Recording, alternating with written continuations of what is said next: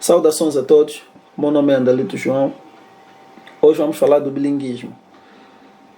Primeiro vamos trazer aqui a noção do bilinguismo de acordo com três autores, nomeadamente Bloomfield, McNamara e Titone, todos citados por Hermes e Blank. A primeira definição, como podemos ver, bilinguismo é o controle nativo de duas línguas, de acordo com Bloomfield. Em seguida, um indivíduo bilingue é alguém que possui competência mínima em uma das 4 habilidades linguísticas, nomeadamente falar, ouvir, ler e escrever, em uma língua diferente da sua nativa. Esta definição é proposta por McNamara. E por último, bilinguismo é a capacidade individual de falar uma segunda língua obedecendo às estruturas desta língua e não parafraseando a primeira língua, de acordo com Titone, também citado por Hermes e Blank. Como nós podemos ver, existem muitas acepções na definição do bilinguismo. Em seguida, nós vamos ver como definir um indivíduo bilingue. De acordo com Burke e Price, citados por Lee Wei, na definição dos indivíduos bilingues, deve-se considerar os indivíduos fluentes nas duas línguas. Estes são os questionamentos que eles trazem. São considerados indivíduos bilíngues apenas indivíduos com competência linguística equivalente nas duas línguas? Ou são considerados indivíduos bilíngues aqueles que têm proficiência nas duas línguas? E este pode ser usado como único critério para a definição do bilinguismo? Ou o modo como essas línguas são utilizadas também deve ser levado em consideração? Então, estes são os questionamentos. Como nós vimos no início, o indivíduo bilingue é aquele que tem a capacidade de domínio de duas línguas. O outro autor traz a questão de dominar 4 habilidades, que é a fala, a audição, a escrita e a leitura. E outros vão mais além, a trazer as estruturas da própria língua. Isto quer dizer, não basta simplesmente que domine as duas línguas, mas um domínio equilibrado. Isto quer dizer, as competências que se tem na L1 devem ser as mesmas que podem se ter na L2.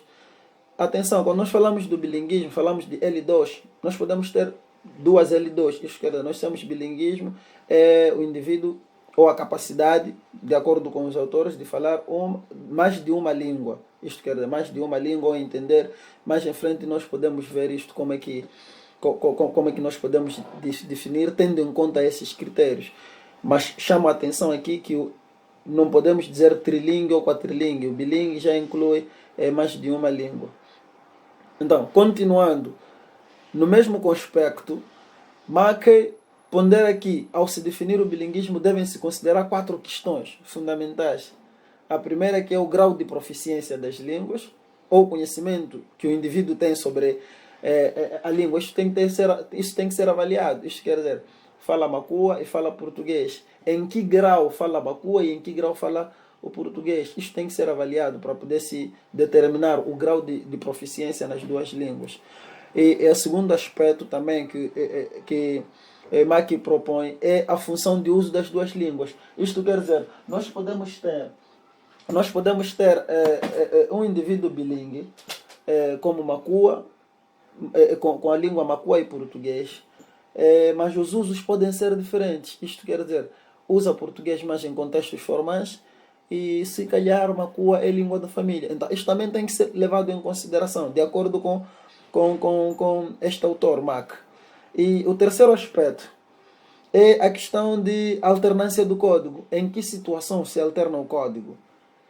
Isto quer dizer, nós temos situações em que o indivíduo fala inglês e fala português, mas há situações, conversando em língua inglesa, há situações em que vê que tem que usar o português. Então, qual é o grau de frequência, né? E as condições desse indivíduo alteram o código para outro? Em que situações de comunicação ou em que contexto? Essas questões todas devem ser levadas em consideração na definição do bilinguismo. E por último, deve-se também ser estudado para a classificação correta do bilinguismo como uma língua que influencia a outra. Isto quer dizer, nós temos situações de bilinguismo em que um indivíduo é falante de uma língua banto e é falante de uma língua indo-europeia, por exemplo. Então, nós conseguimos notar isto, que ao falar português existem marcas prosódicas, sintáticas, fonético-fonológicas, por aí em diante, que vão interferir no português originadas pela sua L1, que pode ser Makua, Xangane, Chichewa, Tewe, etc, etc.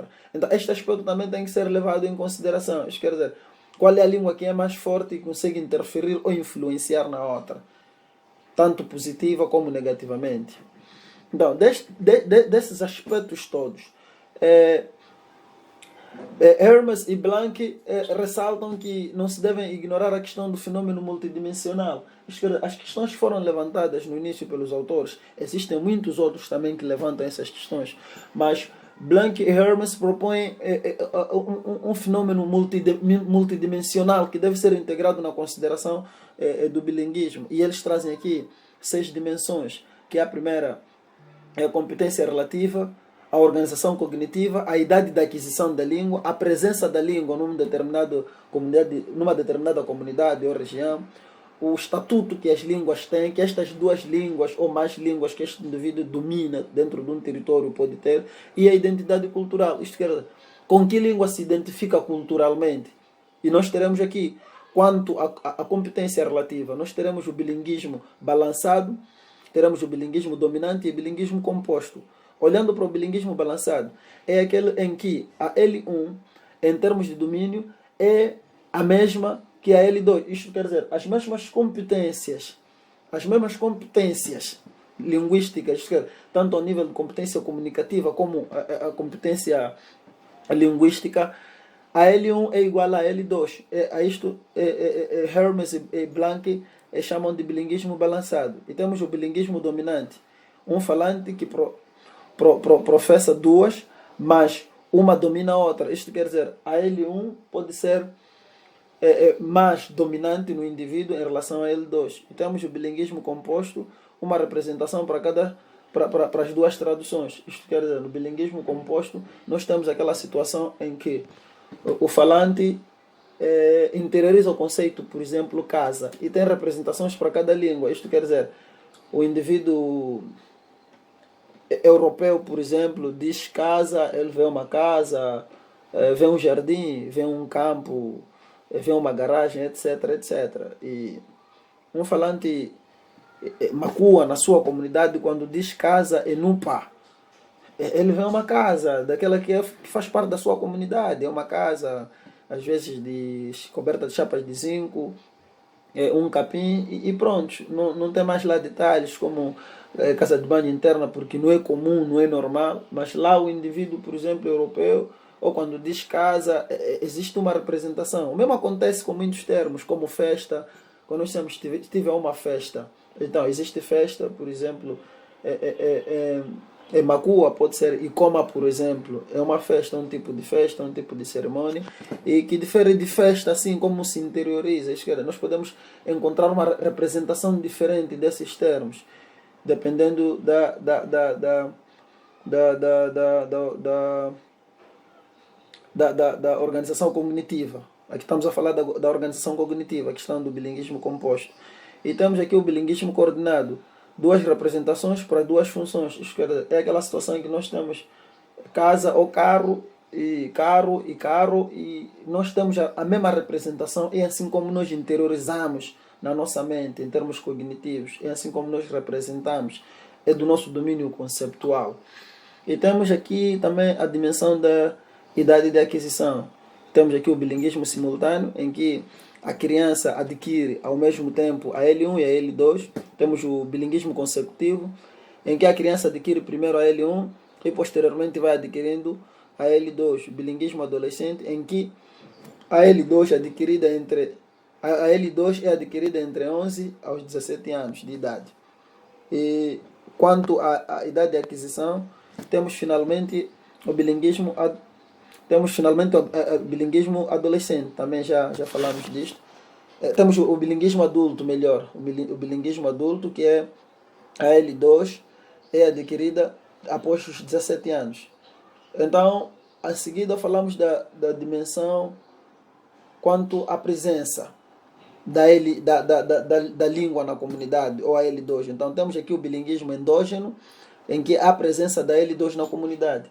Isto quer dizer, Um falante é Makua, é falante também de Makonde, e as duas línguas existem na comunidade em que o indivíduo está, então estamos ao nível da presença das duas línguas. A isto nós chamamos, de acordo com Hermes e Blanca, de bilinguismo endógeno. E temos aqui o bilinguismo exógeno, em que há a ausência da L2, isto quer dizer, alguém pode sair da Alemanha, aprender a falar o alemão e volta a Moçambique, está numa comunidade em que não se fala alemão. Este bilinguismo, este indivíduo é bilingue do ponto de vista de um bilinguismo exógeno. Isto quer dizer, a L2 deste indivíduo não é presente na comunidade em que se insere. E em seguida temos aqui a dimensão do status das línguas. E aqui nós temos o bilinguismo aditivo, em que não há perda ou prejuízo da L1, porque após a aquisição da L2, as línguas aprendidas posteriormente não são prejudicadas. Isto quer dizer que se um indivíduo é Makua, aprende o português não vai fazer com que o Makua desapareça. As duas línguas vão permanecer. Ele aprende o português e mantém também a sua língua. Isto quer dizer, o fato de aprender português não cria ruptura na aprendizagem da L1. Isto chama-se o bilinguismo aditivo, de acordo com os autores. E em seguida temos o bilinguismo subtrativo, em que há perda ou prejuízo. Isto quer dizer, existem situações em que uma criança aprende a língua Makua ou Makonde, uma L1 adquire, por exemplo, depois de um tempo vai adquirindo o português e vai esquecer. A L1 esquece, tem dificuldade de falar, porque às vezes encontra-se numa situação em que já não pode usar a L1, e isto vai criando também o empobrecimento das competências linguísticas. Finalmente temos a identidade cultural. Temos o bilinguismo monocultural, em que um falante monolingue continua bilingue, culturalmente se identifica com a cultura. Em segundo, temos o bilinguismo acultural. É a identidade somente da L2. Isto quer dizer, nós temos essas situações em que alguém é Makonde, por exemplo, vai aprender português, depois identifica-se culturalmente como um indivíduo português. Este é bilinguismo acultural. E por fim temos o bilinguismo descultural.